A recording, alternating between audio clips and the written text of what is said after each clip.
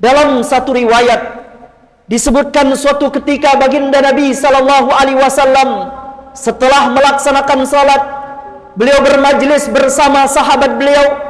Lalu baginda Nabi sallallahu alaihi wasallam katakan, "Wahai sahabat-sahabatku, akan datang salah seorang yang dijamin masuk surga oleh Allah Subhanahu wa taala." Lalu para sahabat penasaran, siapakah orang yang dijamin Allah masuk surga itu? Tiba-tiba datanglah seorang Arab Badui. Ia masuk ke dalam masjidnya Rasulullah lalu melaksanakan salat. Lalu selesai melaksanakan salat, orang itu kemudian beranjak pergi.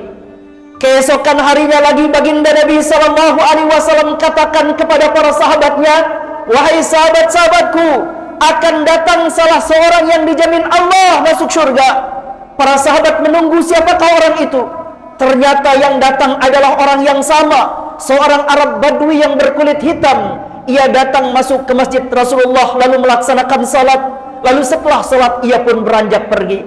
Di hari yang ketiga juga baginda Nabi sallallahu alaihi wasallam katakan, "Wahai sahabat-sahabatku, akan datang salah seorang yang dijamin Allah masuk surga." Maka tiba-tiba yang datang juga adalah orang yang sama. Orang Arab Badui tersebut masuk ke dalam masjid. Lalu setelah melaksanakan salat ia pun beranjak pergi. Maka salah seorang sahabat Nabi sallallahu alaihi wasallam yang bernama Abdullah bin Amr bin As, sahabat itu penasaran amal apa yang menjadikan orang Arab Badui itu menjadi orang yang dijamin Allah masuk ke dalam surga.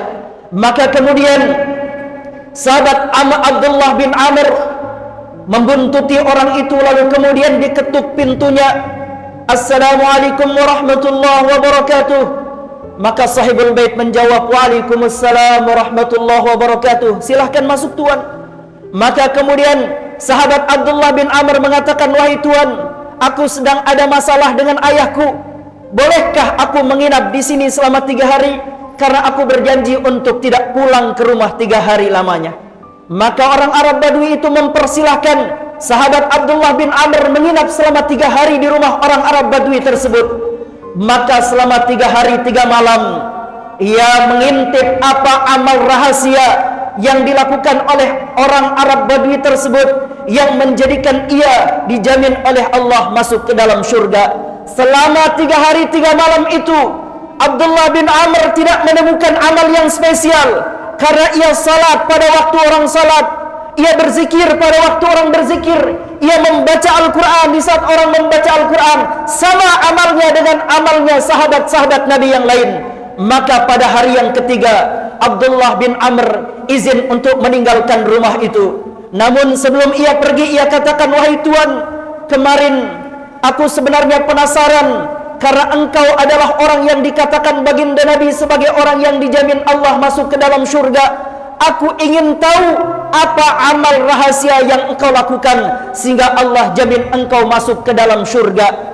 Maka kemudian orang itu mengatakan, "Wahai tuan, aku tidak punya amal apa-apa. Aku salat seperti anda salat, aku zikir seperti anda zikir, aku membaca Al-Quran seperti anda membaca Al-Quran." Maka kemudian sahabat Nabi mengatakan, "Kalau begitu coba diingat-ingat amal apa yang engkau lakukan." Maka kemudian orang Arab Badui itu mengatakan, "Wahai tuan, tidaklah aku tidur, tidaklah aku memejamkan mata, kecuali aku memaafkan setiap orang yang berbuat kesalahan kepadaku. Aku kikis kebencian, aku kikis kedengkian, aku maafkan terhadap orang-orang yang berbuat salah kepadaku." Maka kemudian aku tertidur. Mungkin karena amal itulah baginda Nabi sallallahu alaihi wasallam katakan, "Aku menjadi orang yang dijamin oleh Allah masuk ke dalam surganya."